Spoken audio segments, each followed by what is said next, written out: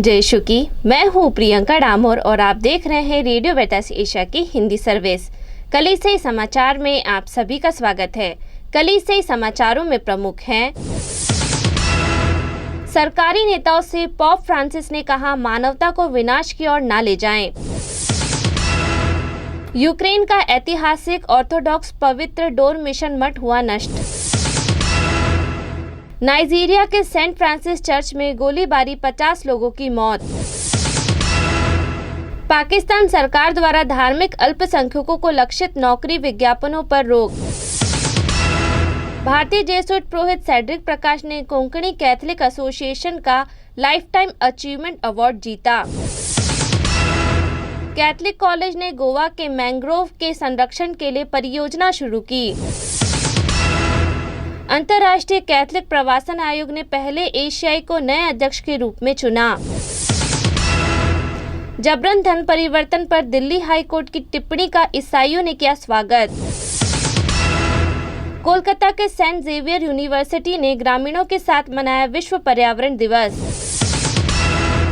Patna archdiocese की सामाजिक कार्यवाही शाखा कर रही है आपदा जोखिमों का समाधान। रेडियो वेरितास एशिया आपके लिए लेकर आए हैं RVA mobile app. RVA mobile app पर हमारे विभिन्न प्रकार के कार्यक्रमों का लाभ लें, हमसे जुड़ें और एशियाई ईसाईयत की आवाज का हिस्सा बने। आज ही ऐप स्टोर एवं प्ले स्टोर से RVA मोबाइल ऐप डाउनलोड करें। अब जानते हैं समाचार विस्तार से। सरकारी नेताओं से पोप फ्रांसिस ने कहा, मानवता को विनाश की ओर न ले जाएं। स्वर्ग की रानी प्रार्थना के उपरांत पोप ने कहा, प्यारे भाइयों एवं बहनों, पेंतिकोस्त में मानवता के लिए ईश्वर का सपना साकार होता है। पास्का के 50 दिनों के बाद भिन्न भिन्न भाषाएं बोलने वाले एक साथ आते हैं एवं एक दूसरे को समझते हैं। लेकिन यूक्रेन पर हिंसक आक्रमण शुरू होने के 100 दिन बाद भी युद्ध का दुखद सपना मनुष्य पर बना हुआ है, जो ईश्वर के सपने का तिरस्कार है। लोगों के बीच टकराव हो रहे हैं, लोग एक दूसरे को मार रहे हैं। एक दूसरे के निकट आने के बदले लोग अपने ही घर से बाहर निकाले जा रहे हैं। जब विनाश और मौत का क्रोध बढ़ रहा है, यह युद्ध को भड़का रहा है, जो सभी लोगों के लिए खतरनाक है। मैं देश के नेताओं से अपनी अपील दोहराता हूँ, कृपया मानवता को नष्ट ना करें, मानवता को विनाश की ओर न ले जाएं। सही समझौते किए जाएं, युद्ध विराम एवं स्थायी समाधान के लिए ठोस समझौते किए जाएं। यूक्रेन का ऐतिहासिक ऑर्थोडॉक्स पवित्र डोर मिशन मठ हुआ नष्ट। यूक्रेन के डोनेट्स्क प्रांत के निकटवर्ती शिफ्तोगोस नगर में 30 मई को रूसी हमले में ऐतिहासिक ख्रिस्तीय ऑर्थोडॉक्स पवित्र डोर मिशन मठ क्षतिग्रस्त हो गया। रूसी हमले में मठ के प्रधान पुरोहित, 2 मठवासी भिक्षुओं और मठवासी धर्म बहन की मृत्यु हो गई। मृतकों और घायलों की संख्या अभी भी अज्ञात है। नाइजीरिया के सेंट फ्रांसिस चर्च में गोलीबारी, 50 लोगों की मौत। नाइजीरिया के ओडो शहर के सेंट फ्रांसिस चर्च में गोलीबारी हुई। इसमें करीब 50 लोगों की मारे जाने की खबर है, जबकि कई घायल हो गए। मरने वालों में कई बच्चे भी शामिल हैं। मीडिया रिपोर्ट के मुताबिक कुछ हथियारबंद लोग चर्च में घुसे और अंधाधुंध फायरिंग शुरू कर दी। हमलावरों ने इस दौरान चर्च में एक विस्फोट भी किया। जिस वक्त ये सब हो रहा था, तब चर्च में लोगों की अच्छी खासी भीड़ थी। लोग चर्च में पेंतिकोस्त का त्यौहार मनाने के लिए आए थे। जैसे ही गोलीबारी की आवाज आई, वैसे ही भगदड़ मचने लगी। पाकिस्तान सरकार द्वारा धार्मिक अल्पसंख्यकों को लक्षित नौकरी विज्ञापनों पर रोक। पाकिस्तान में सामान्य सेवा और प्रशासन विभाग पंजाब ने धार्मिक अल्पसंख्यक समूहों के उम्मीदवारों को लक्षित करने वाले सफाई और छोटे कार्यों के लिए रोजगार विज्ञापनों पर रोक लगाई। राष्ट्रीय मानव अधिकार आयोग की एक याचिका के बाद सामान्य सेवा और प्रशासन विभाग पंजाब ने पिछले हफ्ते नौकरियों के लिए सार्वजनिक विज्ञापनों में उम्मीदवारों के धर्म का उल्लेख करने पर रोक लगा दी। वर्षों से पाकिस्तानी नागरिक समाज संगठनों ने धार्मिक अल्पसंख्यक को लक्षित रोजगार विज्ञापनों की आलोचना की है। भारतीय जेसुइट पुरोहित सेड्रिक प्रकाश ने कोंकणी कैथलिक एसोसिएशन का लाइफ टाइम अचीवमेंट अवार्ड जीता। Federation of Konkani Catholic association ने 2022 के लिए लाइफ टाइम अचीवमेंट अवार्ड के लिए Jesuit human rights and peace activist father Cedric Prakash को चुना। FKCA 1998 में स्थापित एक संगठन है और दक्षिण भारत के कर्नाटक राज्य और दुनिया भर में 33 कोंकणी कैथलिक संघों का प्रतिनिधित्व करता है। 1998 में हर साल प्रदान किए जाने वाले पुरस्कार कोंकणी कैथलिकों को उनकी उपलब्धियों और विभिन्न क्षेत्रों में सेवाओं के लिए सम्मानित करते हैं। कैथलिक कॉलेज ने गोवा के मैंग्रोव के संरक्षण के लिए परियोजना शुरू की।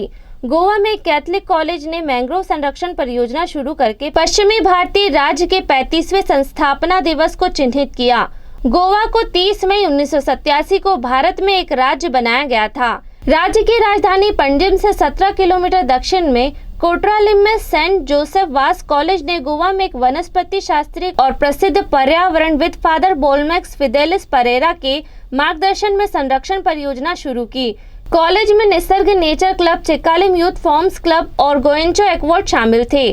कुछ 70 स्वयंसेवकों ने, जिसमें ज्यादातर छात्र थे, ने पुराने संकोल चर्च के पास के बांधों से लगभग 1100 मैंग्रोव पौधे एकत्र किए और उन्हें जुवारी खाड़ी में भोंडेबट संकोल के नदी के किनारे लगाए।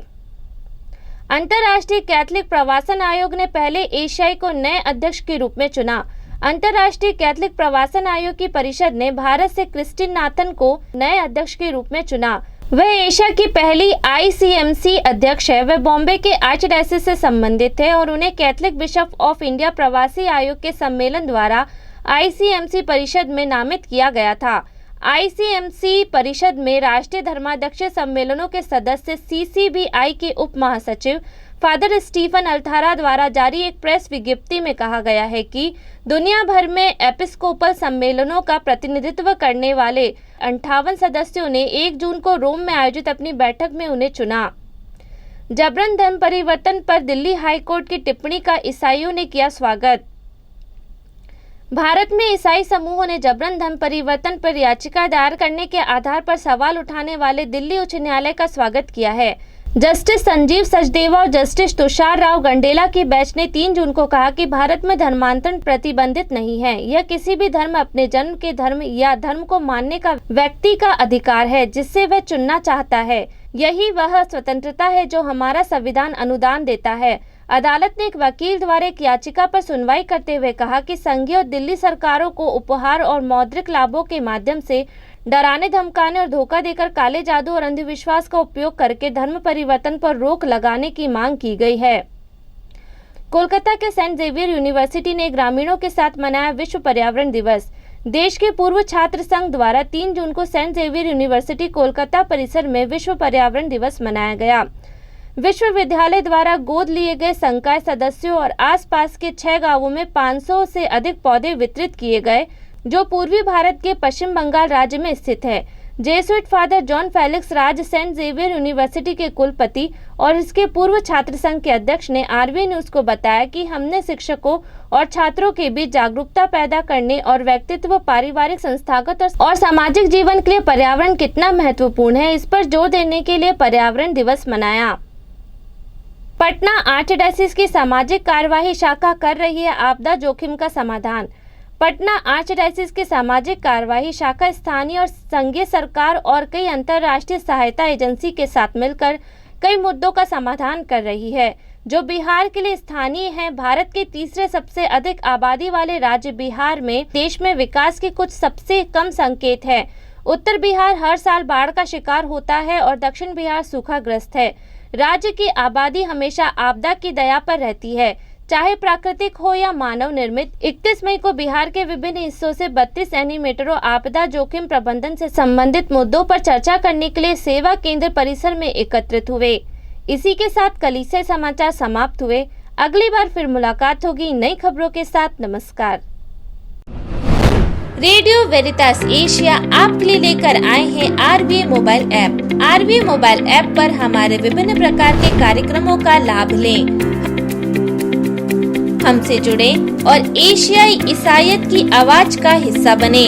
आज ही ऐप स्टोर एवं प्ले स्टोर से RBA मोबाइल ऐप डाउनलोड करें।